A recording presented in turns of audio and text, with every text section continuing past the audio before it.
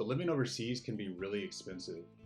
And thankfully, DoD has addressed this problem with establishing several programs to help kind of ease that burden. So first off, how are you going to pay for your rent? What are utilities like? And do you have to pay taxes? So in this video, I'm going to break down all the entitlements and pay that you get when you move overseas and help you understand. That way you can ease your transition and make your move as seamless as possible, because you're literally moving from one side of the planet to the next, and it's going to be really stressful. So my intent is to minimize that stress. If you like this material, hit subscribe and stay tuned.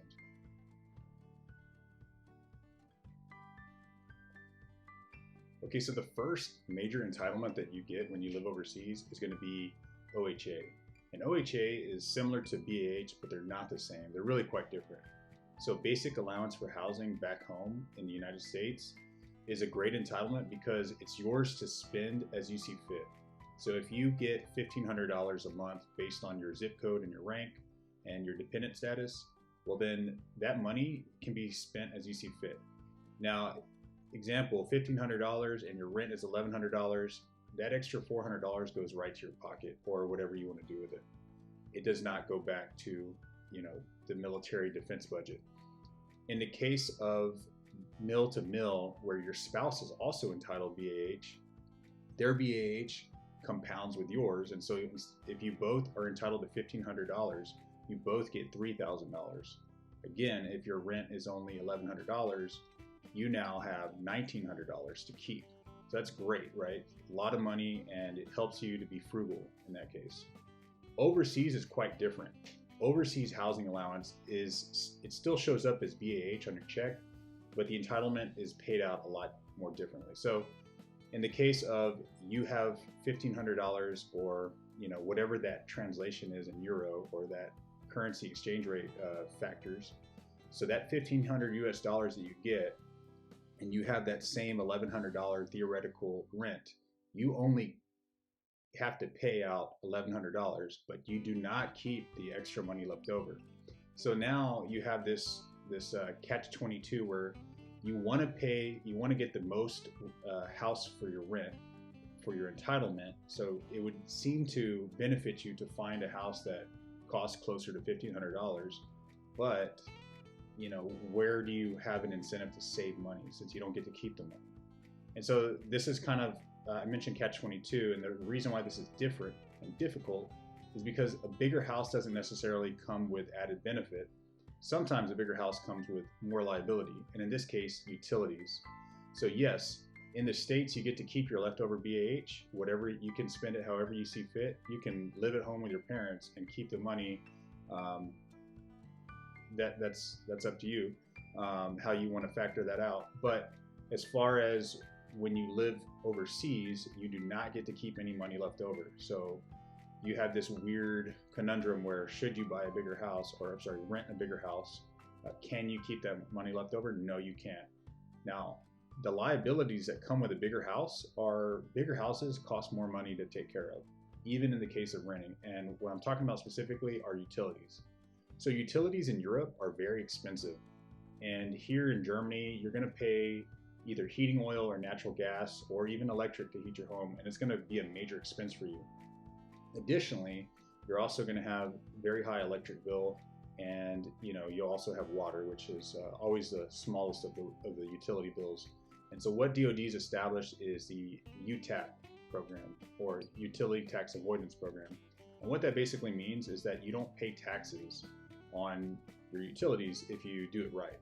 And so this is kind of one of these nice allowances or an entitlement that you get, and it's a fixed rate based on several factors, right? Again, zip code, currency exchange rate, and your status as a member, active duty member, or your orders and assignment. And then that money is yours to keep and be frugal with, right?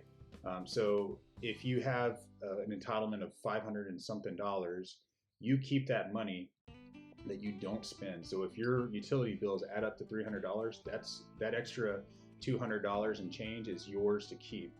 And so there, it kind of helps you and it behooves you to save money and be frugal.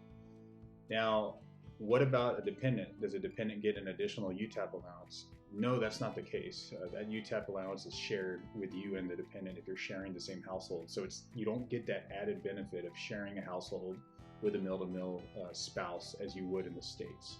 So whereas BAH, you can stack it, OHA and UTAP, you cannot stack it. You do not keep what's left over, and you do not get that double benefit.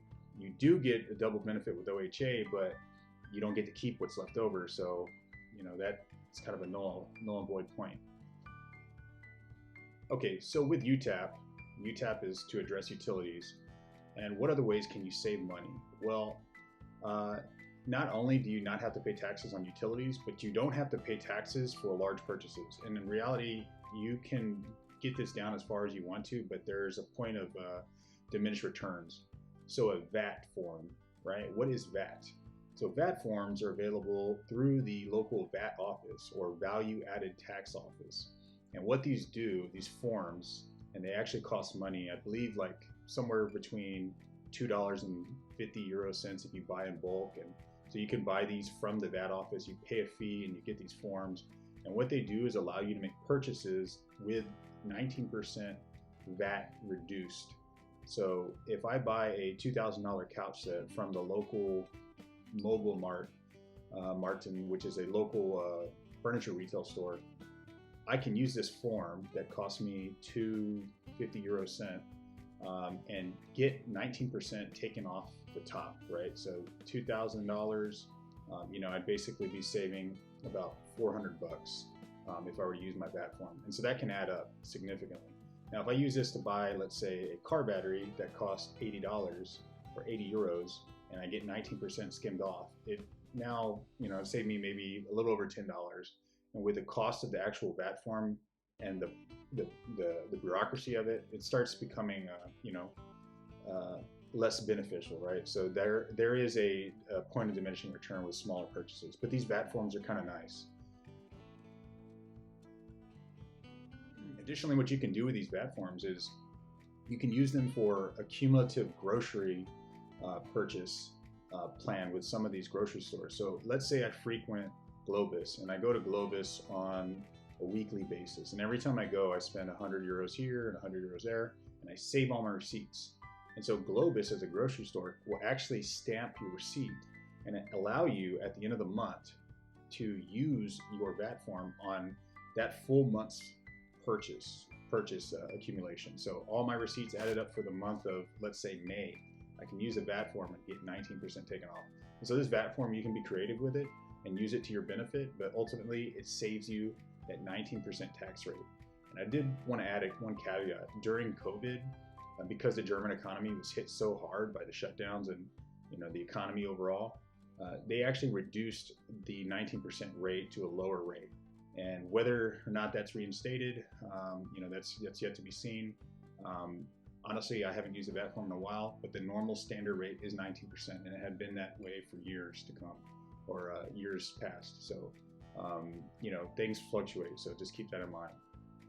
Now, the next allowance that you are entitled to that saves you a lot of heartache and headache is going to be COLA. So COLA is cost of living adjustment, and particularly we're talking about overseas COLA.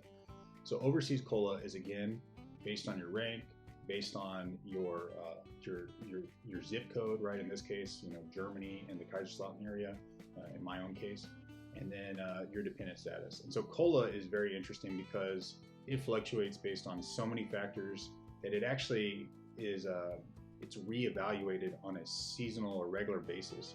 And so you'll see this go up and down while you're assigned to overseas location, and it fluctuates pretty significantly. So I know in my own case, like it's been as low as a couple $100 to close to $1,000. So you don't want to kind of be leaning on this one too heavy, but this COLA is given to you and you get the full sum of it. So right now COLA is, let's say $500 and some change, and that's based on this exchange rate that we're looking at. Now, right now the euro is not as strong to the dollar as it used to be, and usually the euro would be a lot stronger, and so you would see COLA go up because they're compensating you for that exchange rate not being favorable towards the US dollar. So COLA is a great benefit or a great entitlement that you're allowed, and you get to keep it for yourself and spend as you see fit, right? It just goes in your paycheck, but you don't want to count on it because it goes up and down a lot. It's definitely a bonus. Now the last piece that I want to cover is MIHA. So MIHA is move-in housing allowance. Now, moving from, let's say, San Antonio, Texas, right, Lackland Air Force Base to Ramstein Air Base, Germany, is a huge undertaking. Your family will encounter a lot of added expenses as they travel through the airport and have to stay in lodging, right? Even if it's military lodging, there's added costs that come with not having a full kitchen set up and having to make accommodations for pets or anything like that. And so what MIHA does is MIHA is actually just like a compensatory allowance that's given to you when you move into a location. And so MIHA is not a lot of money. And again, that rate is based on all these factors that I mentioned earlier. So you can go to the online calculator and calculate your MIHA and what you're entitled to when you move into a new location. And MIHA helps ease that burden. It kind of greases that landing fee that you're going to pay just for moving to a new country. It just helps you a little bit, but it's not going to cover all your costs. So it's a nice added benefit and it's yours to keep, but it's kind of a one and done deal. So just don't count on that amount of money, but just know that it's there and you should anticipate that it's going to come. So that pretty much covers everything. You have your rent fees, you'll have utilities, you don't have to always pay taxes, right? And then of course you also have COLA, and then you have your MIHA. So DoD's made it as easy as possible to pull off that large move. And there's a lot of nuance to this because it is significant. You and your, whether it's just yourself or you and your family, it's a pretty big move from one side of the planet to the next.